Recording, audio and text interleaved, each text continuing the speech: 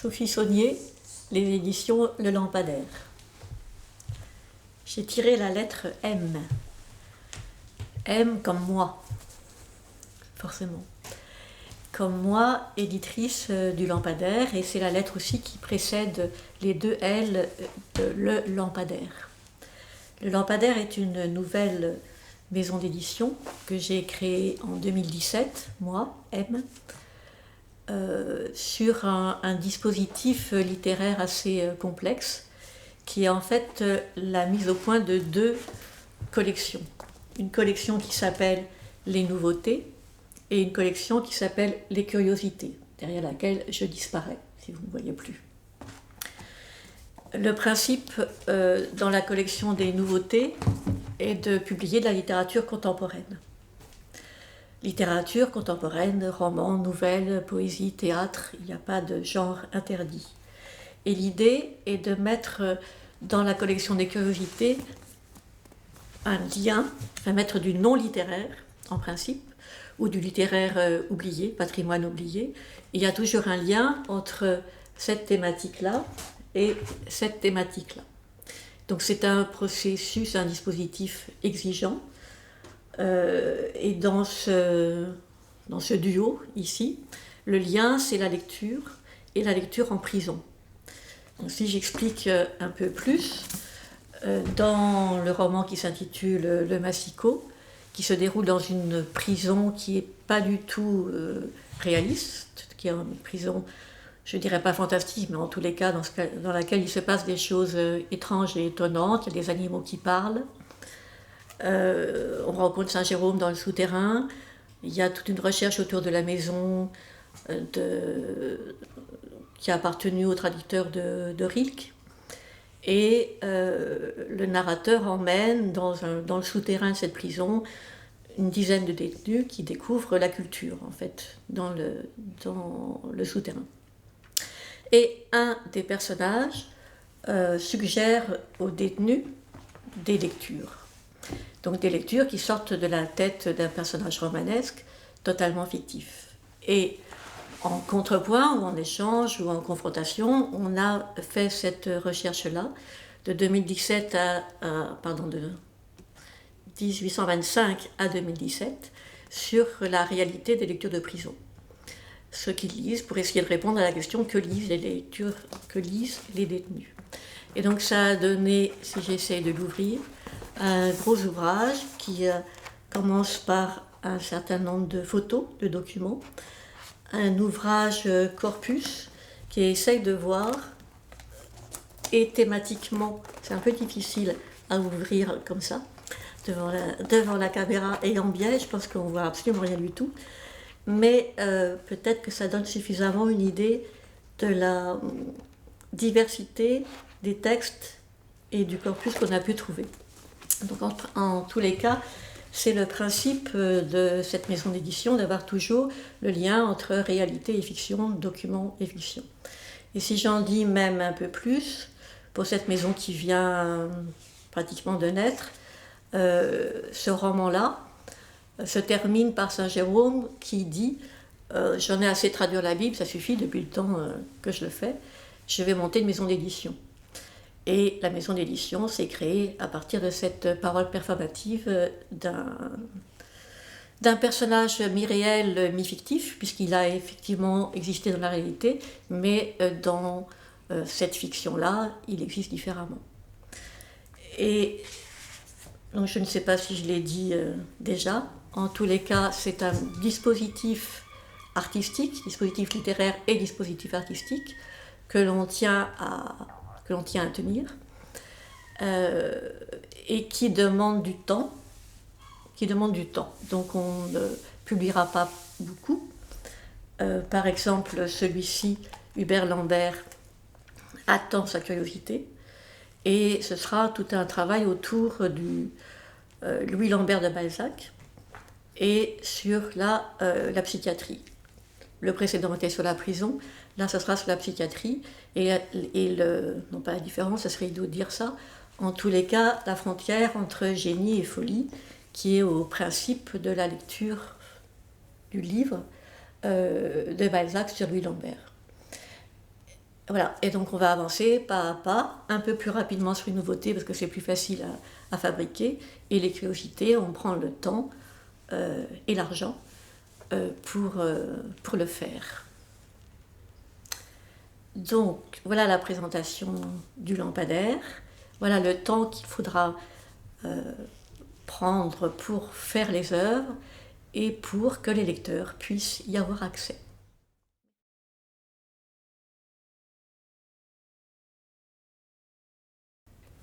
Pierre Tanguy, les éditions La Part Commune. Alors j'ai sorti la lettre U. Alors U comme UBAC. UBAC, parce que c'était le nom d'édition, de la maison d'édition que le fondateur de La Part Commune avait créé. Il avait créé UBAC, il s'agit d'Yves Landrin, qui est un Quimpérois, qui habitait Rennes, et qui avait fondé dans les années 80 une maison d'édition qui s'appelait UBAC, et qui a travaillé beaucoup avec la Maison internationale de Rennes, et qui était une revue au départ, qui est devenue une maison d'édition.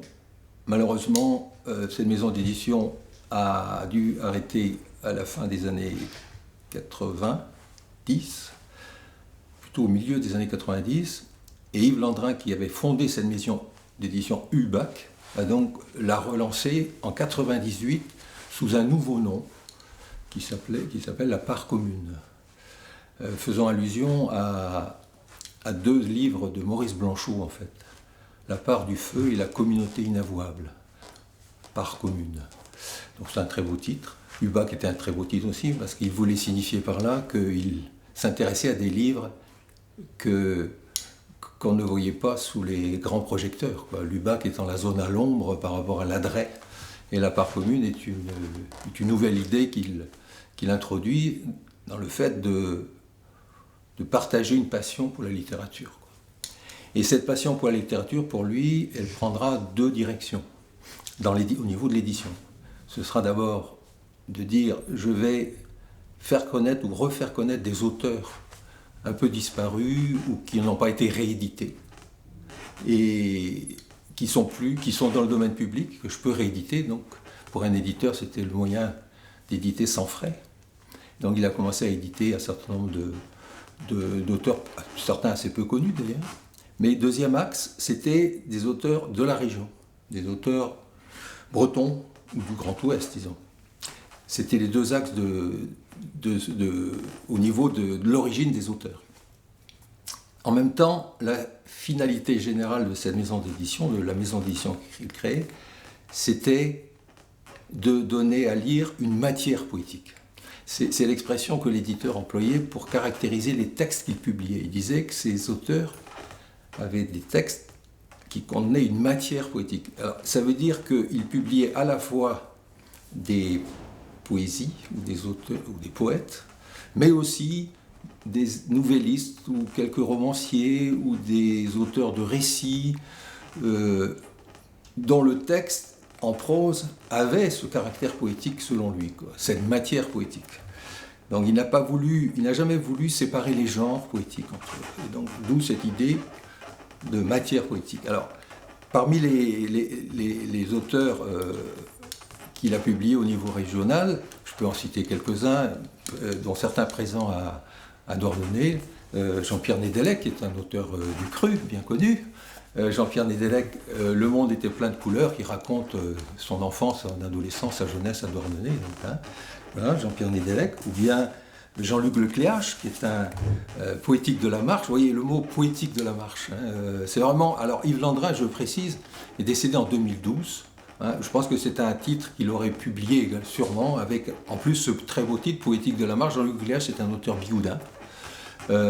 Et qui est spécialiste de la marche, de la randonnée, surtout en bord de mer, et qui a écrit voilà, c'est le type de livre vraiment que Yves Landrin pouvait apprécier, parce que c'est de la prose, mais en même temps il y a une charge poétique très forte, quoi.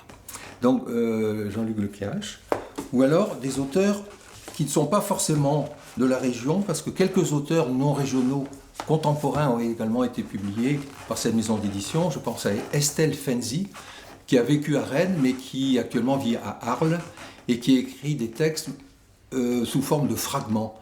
C'est un genre poétique ou une manière d'écrire que Yves Landrin, le fondateur, appréciait beaucoup.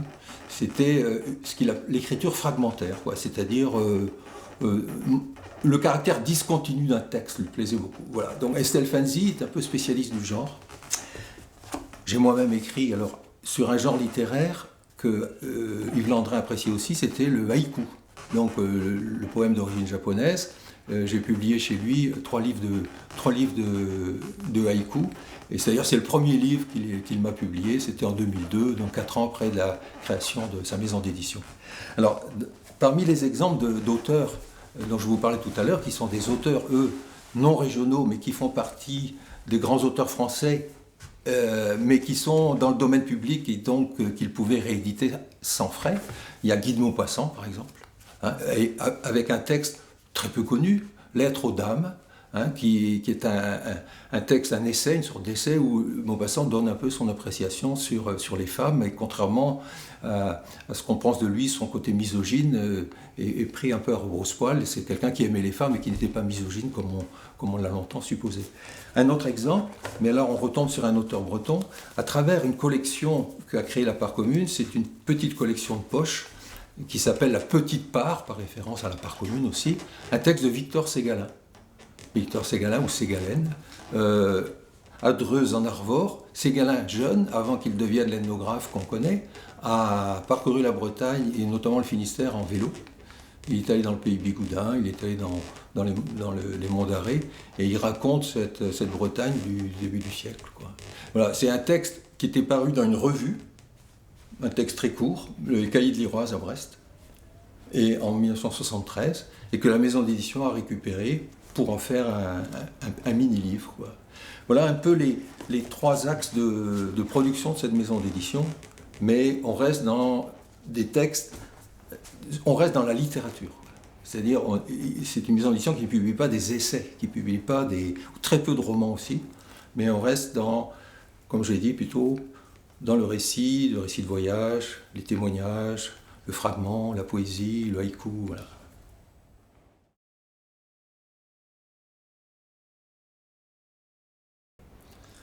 Frédéric Paquet, des éditions à Bordeaux. Et donc j'ai tiré malheureusement irresponsablement la lettre I pour parler des éditions à Bordeaux. Et à Bordeaux qui veut dire à bord du navire, donc je vais m'embarquer dans une aventure avec cette lettre I. C'est un peu irresponsable, irrévérencieux, mais invétéré, ce que vous voulez. Qu'est-ce qu'on peut dire sur la lettre I ? Je me suis retrouvé investi dans cette maison d'édition pour tenir les comptes, mais aussi pour avoir la relation avec les auteurs.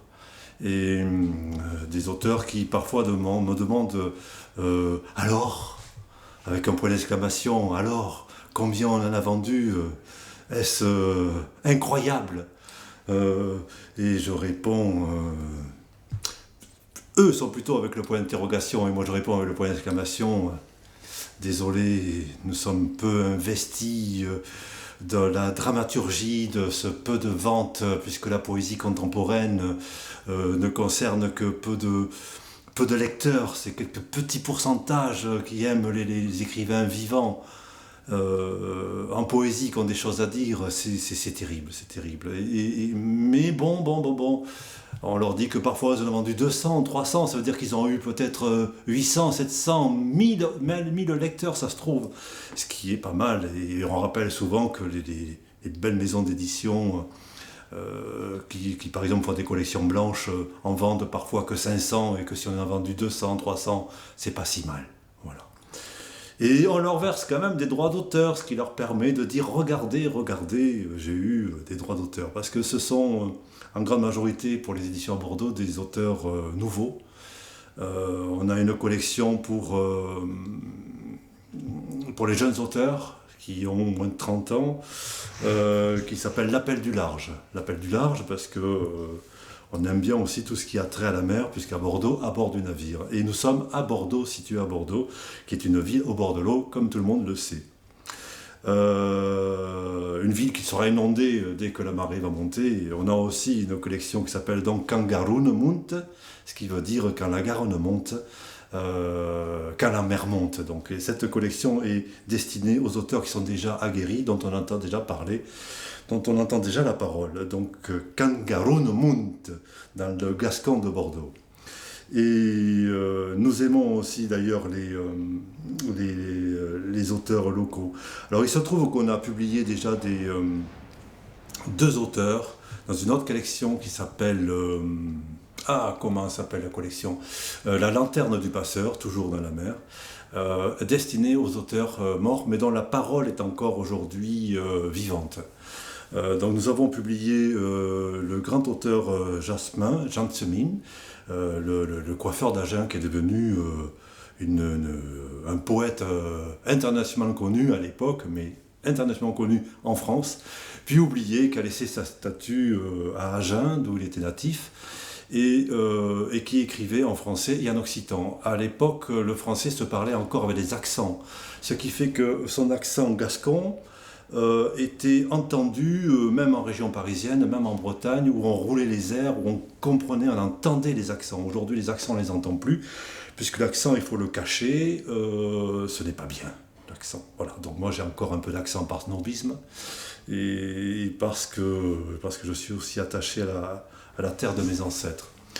Mais si vous voulez entendre, par exemple, un peu de paroles en occitan, Carles Diaz, qui est un de nos auteurs, qui a déjà écrit quelques livres chez nous, nous venons juste de sortir Sus la Talver en marge. Sus la Talver, ça veut dire en marge, c'est l'espace du champ qui est non labouré. C'est l'endroit où la charrue peut tourner, où le tracteur peut tourner. C'est-à-dire qu'à la fois c'est un espace qui est pas utile, puisqu'il n'y pousse rien d'autre que de l'herbe qui n'est pas consommable, mais en attendant, il est obligatoire pour que la charrue puisse tourner. Voilà. Et c'est en cela qu'il a voulu travailler sur la talver, la marge. Et comme il avait appelé ce livre Sus la Talver, que c'est un homme qui s'intéresse beaucoup aux langues de France et en général aux langues autochtones, il a voulu le faire traduire en occitan. C'était traduit directement en occitan par Jean-Pèo Tardieu. Et c'est une très longue poésie. Là, je lis, c'est un frisson d'espoir, une invocation à ceux qui se sont dressés, un chant à la gloire des vaincus, Gloria Victis. C'est-à-dire... il s'est inspiré énormément de la colonisation, puisqu'il est né au Chili, en Amérique du Sud. La colonisation donc de tous ces peuples amérindiens qui ont été colonisés par les Espagnols, les Portugais et autres anglicans. De tout ce que ça représente, et il a fait aussi donc un parallèle avec aussi la colonisation de ce qu'allait devenir le sud de la France, que l'on appelle la Gascogne, l'Occitanie, la Provence et toutes ces régions-là. En gros, le gros tiers du bas de la France. Et voilà, donc nous habitons à Bordeaux, donc au nord de la Gascogne et non pas au sud-ouest de la France. Nous sommes des nord-gascons. Donc je vais vous lire un extrait, donc là c'est en languedocien, un extrait. C'est par exemple, je voulais dire, j'ouvre au hasard, que faire, dormir, fuir, refuser, demeurer. En gascon, ça veut dire kefa, dormi, fugi, refusa, demura. On peut, si on le dit lentement, reconnaître la langue, puisque c'est une langue romane, qui est restée assez romane, comme le portugais, alors que le français est une langue romane qui a été germanisée, c'est autre chose. Voilà. S'extraire mais demeurer, c'est sortir de henmieg, mas demura. Come nascondere l'inferenza al renonciamento, come cremadure faite all'obbedienza che nous cache des membres de toutes ces alestites per permettre de beire. Ma rapi, à bouche de brutal, d'une sacrée boucle qui, en couleur comme Kikum, illustre le vieillissement de l'infini. Donc, en français, comme un affront à l'indifférence, au renoncement comme une brûlure à l'obéissance qui nous sert alors que tout est disposé pour permettre de voir. Je m'agrippe au souhait de brûler dans cette bouche qui, en imparfaite couleur, illustre le vieillissement de l'infini. Donc c'est un très très très beau texte dont je me suis inspiré pour une mise en musique et un dire plus contemporain pour éviter la déclamation de la poésie comme elle est faite malheureusement trop souvent, une déclamation un peu poétique, n'est-ce pas? Donc on l'a monté pour un spectacle, pour une performance techno, avec un jeune homme de 20 ans qui a fait une musique techno. Donc c'est un livre qui se vend avec CD, musique téléchargeable, ou avec le CD, et des concerts publics sont prévus très bientôt. Donc le livre vient juste de sortir. Donc ça c'est un hors collection, c'est vraiment pour marquer l'année 2019 sur l'année internationale des langues autochtones. Et c'est aussi donc un travail sur le courage pour le prochain printemps de la poésie. Je parlais tout à l'heure de la collection L'Appel du Large. Donc ce sont des petits livres comme cela. Pour les jeunes auteurs qui n'ont jamais publié. Donc c'est une première chance de publication. Donc là c'est Aurélien Delabre, nous en avons eu déjà 5. Alors on publie assez peu chez Bordeaux. On fait une moyenne de 2 livres et demi par an. Donc ça fait 10 ans que nous existons. On fête nos 10 ans, on a été créé en 2019, mais on va fêter nos 10 ans toute l'année 2020, avec la sortie d'une anthologie avec 95 auteurs francophones issus de 12 nationalités différentes. Donc un gros livre, on en reparlera l'année prochaine. Là, donc la collection Appel du Large, nous avons Alexandre Salcède pour À mesure d'ombre, Tristan Blumel, un jeune slammer qui a bien la pêche, qui s'appelle Lampadaire et la baignoire, suivi de Mahjong. Ça fait des ordres d'Eva Baptiste, Damien Pézan, absent-présent, et Volcan Aurélien Delabre. Voilà, Pierre-Aurélien Delabre. Donc ça permet à ces jeunes auteurs, s'ils ne le savent pas déjà, de comment travailler avec un éditeur, qu'est-ce que le choix des textes, la mise en place des textes, etc., etc. Donc c'est très formateur et c'est un très bon petit ouvrage. Voilà.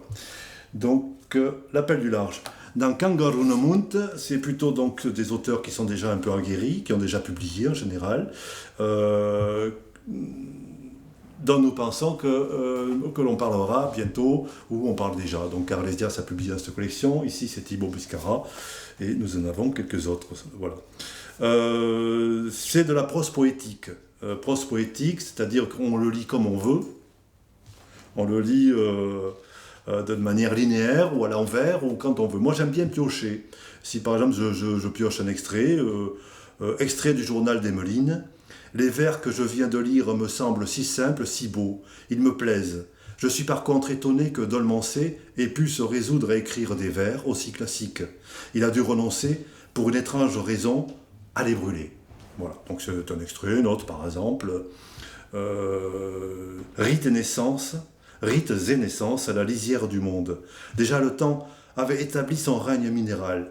Les femmes célébrèrent enfin la fécondité sous les frondaisons, en cet âge où toute chose florissait. Voilà. Bon, j'aime beaucoup ce genre d'ouvrage comme ça, qui tient de la poche, qu'on peut le mettre dans la boîte à gants, dans son sac à main, sur la petite table dans les toilettes, dans la table de nuit, où vous voulez. Voilà. C'est quelque chose qu'on peut lire. Ce sont des livres assez beaux et de prestige que l'on garde à vie, à des prix raisonnables, c'est-à-dire entre 12,50 et 14 €. Puisqu'il faut parler de prix, n'est-ce pas? Je rappelle quand même que je suis le trésorier de l'association, donc je parle souvent d'argent. Nous sommes tous bénévoles dans l'association, évidemment, mais ce n'est pas un bénévolat loisir, c'est quelque chose qui nous permet de mettre une pierre dans le mur culturel, puisque nous ne sommes pas toujours satisfaits, et c'est pour cela que, irrévocablement, nous avons construit cette maison d'édition. C'est pour apporter une petite pierre dans un monde que nous pensons un peu au creux de la vague culturelle. Dans un creux de vague culturelle, voilà. Donc on a mis une petite pierre pour peut-être endiguer un flot commercial qui ne nous plaît pas toujours. Nous sommes d'accord avec les libraires que parfois il faut vendre quelques livres un peu commerciaux pour payer le loyer. Mais bon, nous sommes donc des bénévoles, on y met notre argent, notre temps, nos vacances, notre passion, etc. Nous avons donc forcément des livres hors collection, c'est aussi de la prose poétique beaucoup. Par exemple Thierry Delourme, qui est un homme qui a écrit, un homme d'une cinquantaine d'années, qui a écrit pendant 35 ans de la poésie et qui n'a jamais voulu publier. Nous sommes la première maison d'édition à publier. Il a sympathisé avec nous, il a voulu que l'on publie ces 35 kilos d'écrits à la main, comme ça, et donc là, on en a fait un livre. C'est une écriture un peu classique, mais c'est une poésie à dire, et c'est souvent le cas dans cette collection, avec des auteurs comme Thibaut Martoré, Martin Wable et d'autres encore. Je vais vous dire un extrait peut-être très petit, au hasard, hein. Quai Louis XVIII, un bateau très beau, très haut, compliqué comme une robe de mariée.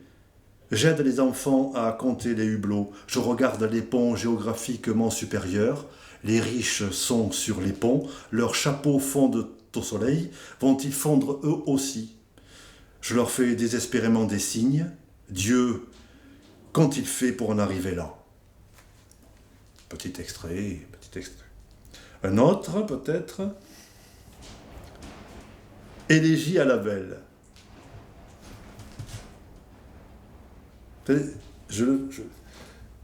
Belle, voici du soleil pour sécher tes larmes. Un gant volé par ton odeur, voici ta Pentecôte soigneuse comme du charbon. J'ai ouvert au couteau quelques oiseaux de poche. Le repas nous attend, il a grandi parmi les chiens. Déjà, son chaos fleurit, la nappe d'épines. Je sais ma voix fêle. Tiens, je ne connaissais pas ce mot, ma voix fêle. On va s'arrêter là. Irrévocablement, je suis un bavard.